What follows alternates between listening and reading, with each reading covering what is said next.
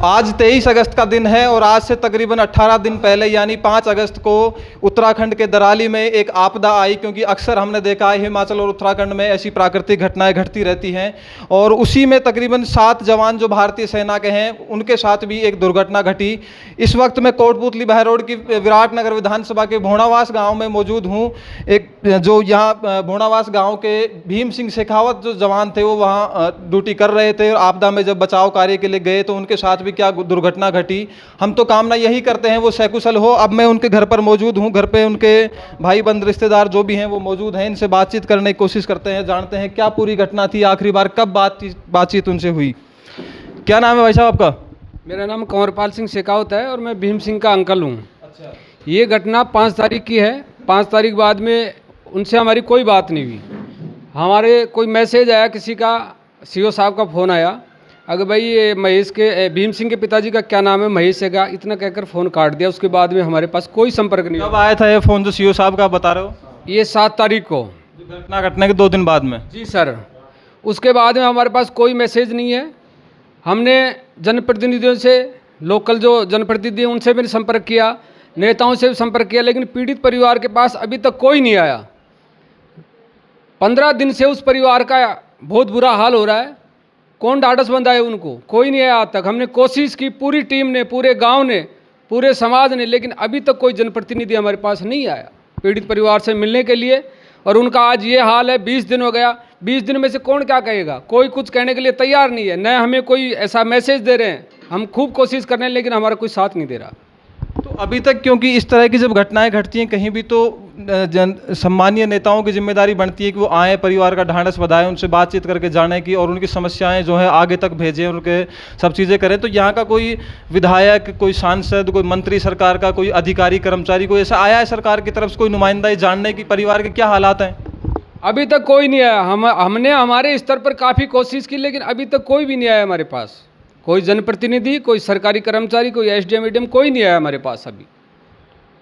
तो क्या जब ये भीम सिंह जब भर्ती हुए तो किसे, क्या अग्निवीर के थ्रू भर्ती हुए हैं? जी, अग्निवीर के थ्रू हुए थे भीम सिंह जी।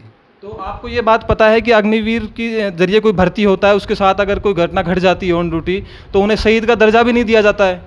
सर, सारी चीज़ें हमें पता है, लेकिन उनके साथ जो शहीद हुए थे, उनके साथ शहीद हुए थे वो 8-10 आदमी हैं। उनको न्याय मिलेगा तो भीम सिंह को भी न्याय मिलना चाहिए। अब ये ऐसा नहीं होता है सर वो परमानेंट है तो उनको मिल जा रही, इनको नहीं मिली। ये माँ भारती का सपूत है और देश की सेवा करते हुए ये शहीद हुए हैं। तो अभी तक जितने और उनके साथी जो जवान थे उनके साथ दुर्घटना घटी, उनमें से कोई अभी तक मिल पाया है जिसे रेस्क्यू ऑपरेशन चल रहा है वहाँ पर लंबे समय से? हमें तो, मेरे से जो छोटा भाई है मेरा, ब्रिजपाल सिंह है, अभी आपके सामने आएंगे वो, तो वो गए थे वहाँ और उनको ही बताया गया है कि अभी तक 2 बॉडी मिली हैं। उनका ब्लड सैंपल वगैरह लिया है और ये कहा है कि डीएनए के बाद में हम आपको प्रूव कर देंगे और मैसेज दे देंगे। 48 घंटे का टाइम दिया था, अभी तक हमारे पास कोई मैसेज नहीं है। 48 घंटे निकल चुके। देखिए, भीम सिंह शेखावत के कुछ और ग्रामीण मेरे साथ हैं, उनसे बातचीत करने की कोशिश करता हूँ। क्या नाम है आपका? मेरा नाम हौलदार ब्रिजपाल सिंह है। मैं 17 राजपूताना राइफल्स में पोस्टेड हूँ। मैं अभी 2 दिन पहले मुझे रात को कॉल आया भाई के पास कि 2 हमें बॉडी रिकवर हुई है, तो उनका डीएनए सैंपल के लिए देहरादून बुलाया गया। तो मैं वहाँ पे देहरादून में जाके कमान अधिकारी से बात करने की कोशिश की। कमान अधिकारी ने मुझे संतुष्ट किया कि जो 2 डेड बॉडी मिली है उनके बारे में उनकी डीएनए रिपोर्ट में 48 घंटे लगेंगे। लेकिन उस बात को लगभग अभी 56 से 72 घंटे के आसपास हो गए, लेकिन अभी तक भी हमें यूनिट से कोई संतुष्टपूर्ण जवाब नहीं मिला। और इस क्षेत्र के जितने भी जनप्रतिनिधि हैं उन्होंने भी आकर इस परिवार से, एक गरीब परिवार जिसकी आर्थिक स्थिति ना के बराबर, बहुत कमज़ोर आर्थिक स्थिति है, उस परिवार से आकर किसी जनप्रतिनिधि ने इसको ढाढ़स बंधाने की कोशिश नहीं की। मैं सभी से निवेदन करता हूं, जो अपने मुख्यमंत्री वजन लाल जी से रिक्वेस्ट करता हूं कि वह इस परिवार को आर्थिक स्थिति के तौर पर आकर ढाढ़स बंधाएं और परिवार से संपर्क करें।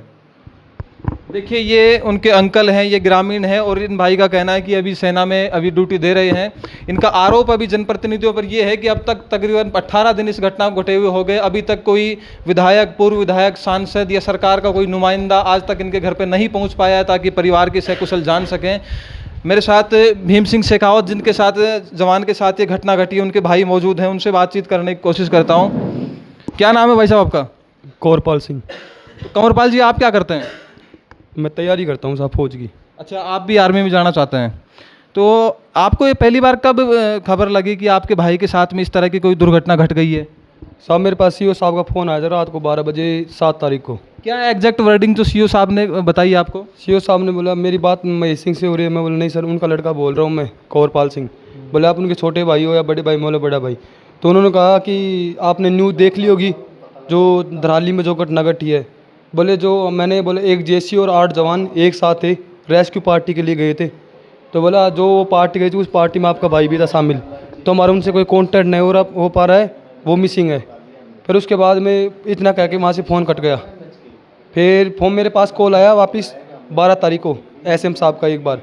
तो एस साहब सामने बोला कि हम रेस्क्यू में लगे हुए हैं और वो रेस्क्यू पार्टी में बोले वो शामिल थे जिससे हमारा संपर्क नहीं हो पा रहा है। बोले जैसे हमारा कोई संपर्क होगा हम आपको बता देंगे। उसके बाद में कोई हमें संतुष्टिपूर्ण जवाब नहीं मिला। फिर हमें अभी 20 तारीख को वहाँ 19 तारीख को बुलाया गया वहाँ डीएनए के लिए। बोला मेरे कोई 2 बॉडी रिकवर हुई है तो उनके डीएनए सैंपल के लिए आपको यहाँ आना पड़ेगा। मैं और मेरे अंकल जी ब्रिजपाल जी वहाँ पर गए देहरादून। फिर हमें लेकिन वहाँ से हमारा डीएनए सैंपल ले लिया गया। जो वहाँ परिवार थे हमें किसी से मिलने नहीं दिया गया। वहाँ पे जो पीड़ित जो भी थे वहाँ पे 9 जवान थे साथ में उनके परिवार से। उसके बाद में हमें वहाँ से गाड़ी में बिठवा के भेज दिया गया। वो अभी तक 48 घंटे का नाम लिया था उन्होंने कि डीएनए की रिपोर्ट आ जाएगी, वो कन्फर्म हो जाएगी बॉडी आपकी है या दूसरों की है। लेकिन उसके बाद में अभी तक कोई संपर्क नहीं हो रहा वहाँ पे। तो आपके भाई की पोस्टिंग कब हुई थी, भर्ती कब हुए थे सेना में वो? अब भाई 1 नवंबर को गया था 2024 को पहली बार 1 नवंबर 2024 को गए थे। आर्मी ट्रेनिंग के लिए। तो अभी तकरीबन इसको तो 6 महीने हुए होंगे इस बात को। हाँ 5 जून को उसको पीओपी कंप्लीट हुई थी और अभी होते उसने वहाँ से 20 तारीख 15 दिन की छुट्टी मिली थी। फिर 20 जून को वहाँ पर रिपोर्टिंग कर दी उसने। फिर हर सिल के बाद में वहाँ पर उसको करीबन 1 सवा मंथ हुआ था वहाँ पे। तो आप मुझे एक चीज़ बताओ, क्या आपके भाई का नेचर कैसा था जब गांव में वो आपके साथ में रहते थे? किस तरह की वो इंसान थे? उनका साहब एक ही सपना था मैं आर्मी में जाऊँ कैसे भी करके। देखिए, ये जो जवान लापता है पिछले 18 दिन से उनके भाई हैं और इनका कहना है कि इनके भाई की अभी नवंबर महीने में पिछले साल 2024 में भर्ती हुई, अग्निवीर के तहत उनकी भर्ती हुई। लेकिन अब जब पिछले 18 दिन से तकरीबन सेना का जवान और भी उनके अलावा 7-8 और जवान हैं जो लापता हैं, लेकिन अभी तक इनके घर पर कोई भी यहाँ का जनप्रतिनिधि, कोई अधिकारी जो वोट मांगने इस गाँव में आते हैं, इन लोगों के पास में आते हैं, तरह तरह के आश्वासन, वादे और दावे ठोकते हैं। लेकिन जब इस तरीके की घटना एक सेना के जवान के साथ घट जाती है उसके बाद कोई नेता या जिम्मेदार अधिकारी अब तक इस परिवार की सुध लेने नहीं आया है। क्या नेता और सिर्फ अधिकारी अपनी एसीओ में बैठ के ऑफिसों में बैठने के लिए हैं, या नेता वोट मांगकर राजनीति करने के लिए हैं, या फिर इस तरह की घटना अगर किसी परिवार के साथ में घट जाती है जबकि वो एक सेना का परिवार हो, उनके पास आकर उनसे सकुशल जानने की वो कोशिश क्यों नहीं करते? ये एक हमारे देश के राजनीतिक और आधिकारिक सिस्टम पर बड़ा सवाल है कि हमारी सेना को जब इतनी बड़ी बड़ी बातें सरकारों की तरफ से की जाती हैं, क्योंकि भारतीय सेना दुनिया की नंबर 1 सेनाओं में गिनी जाती है, और उसी सेना के जवान के साथ जब इस तरह की कोई प्राकृतिक घटना घट गई तो उसके बाद उस परिवार की जिम्मेदारी कौन लेगा? लापता जवान भीम सिंह शेखावत का घर है, आप पीछे देख पा रहे होंगे। और इसी घर के लिए जब भीम सिंह शेखावत ने कहा था कि जब इस बार मैं छुट्टी आऊँगा तो इस घर की मरम्मत कराकर मैं इसको एक अच्छा घर बनाऊँगा, क्योंकि अब मैं नौकरी लग गया हूँ। पीछे आप घर के हालात देख पा रहे होंगे किस तरह के हैं। एक बहुत ही गरीब परिवार है, लेकिन सेना के प्रति जज्बा इतना ज़ोरदार था कि वो कई सालों से प्रयासरत था और सेना में भर्ती भी हो गया। लेकिन भर्ती होने के बाद में एक दुर्घटना घट गई। भोनावास गाँव के मेरे साथ एक और जवान है जो सेना में है। क्या नाम है आपका? मेरा बलवीर सिंह 21 राजपूताना राइफल्स में तैनात हूँ। जब मैं छुट्टी आया तब मेरे को पता लगा कि भीम सिंह जी के साथ ये बात होगी। अभी कल इनकी मम्मी ने बोला है कि लास्ट जब यहाँ से छुट्टी काट के गए तब भीम सिंह ये बोल के गया था कि मम्मी मैं जो ये मकान है मैं आऊँगा तब इसकी मरम्मत करवाऊँगा।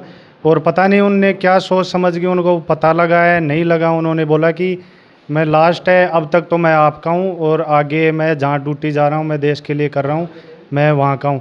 अब एक बात बताओ, आपने ये बात बोली कि यहाँ कोई नहीं है, हम कलेक्टर के पास से ज्ञापन दे के आए, उसके बाद में अभी तक पता लगने के बाद में जो यहाँ का लोकल जो विधायक है, सांसद है, कोई यहाँ पूछने वाला नहीं है। कोई अभी तक, जब सैनिकों के साथ ये हो रहा है तो आमजन के साथ क्या होगा? अब जो बाहर की जो टीम है ना, जो ओकेंद्र राणा है, जो करणी सेना वाले हैं, जो ये भाटी साहब हैं, इन्होंने सोशल मीडिया पे सपोर्ट किया, इसके बाद में ये लेटर पैड पे डालने लग गए और अभी तक भी ये यहाँ के और पूछने वाले नहीं हैं क्यों इनके साथ ऐसा अन्याय क्यों हो रहा है। अब आपने ये बात बोली कि इनके साथ शहीद का दर्जा मिलेगा नहीं मिलेगा। एक बात बताओ, 9 जने हैं, 9 में से 2 तो परमानेंट वाले हैं और 7 हैं अग्निवीर। अब ये 9 के 9 भाई, उनसे बात हुई, सीओ साहब बोले कि यहाँ ऑपरेशन में है, तो 9 के 9 एक साथ उनके साथ घटना घटी। अब उनमें 2 को तो शहीद का दर्जा क्यों मिलेगा, इनको क्यों नहीं मिलेगा? वो मना भी नहीं कर सकते क्योंकि अग्निवीर के अंदर ये है कि ILT के अंदर है और यहाँ भेज नहीं सकते। अब वो हर्षिल में ILT में उनको भेजा, पहले बात तो ये उसमें गलती में है। और दूसरा 24 तारीख 11वां महीना 2024 के अंदर जो अलवर में एक अग्निवीर शहीद हुआ था, उसको शहीद का दर्जा मिला है। तो ऐसे तो बिल्कुल भी नहीं कर सकते। सीओ साहब अपनी तरफ से कर रहे हैं, लेकिन यहाँ के जो लोकल है ना, जो विधायक साहब हैं, जो भारतीय जनता पार्टी, जो भजन लाल शर्मा हैं और जो केंद्र सरकार है, उनसे तो हाथ जोड़ के निवेदन है, साहब यहाँ आओ, इनके घर पे आप जैसे भी हालात पूछो, आके ढाढ़स बंधाओ, कैसे भी करें थोड़ा बहुत। तो वो आप आए नहीं, बाहर वाले सपोर्ट कर रहे हैं अदर पार्टी की। भाई आपसे उम्मीद है, हम तो आपसे जुड़े हैं, भाई आपको भी तो आना चाहिए यहाँ पे। देखिए, जब ऑपरेशन सिंदूर हुआ तो उस वक्त भीम सिंह शेखावत जो सेना का जवान लापता है, उसका कहना था कि अब तक मैं घर का था, उसने ये शब्द अपनी मम्मी से कहे, लेकिन अब मैं देश का हो गया हूँ और देश के लिए कुछ मैं करना चाहता हूँ। लेकिन कुछ दिनों बाद ही घटना घट जाती है। अब परिवारजनों का आरोप जो राजस्थान और देश के जो नेता हैं उन पर है, और एक दोहरा जो चरित्र जो सेना के परमानेंट जवान और अग्निवीरों के साथ जो अपनाया जाता है, क्योंकि अग्निवीरों के साथ ऐसा है कि अगर उनके साथ कोई घटना घट जाती है तो उनको सैनिक का दर्जा नहीं दिया जाता है।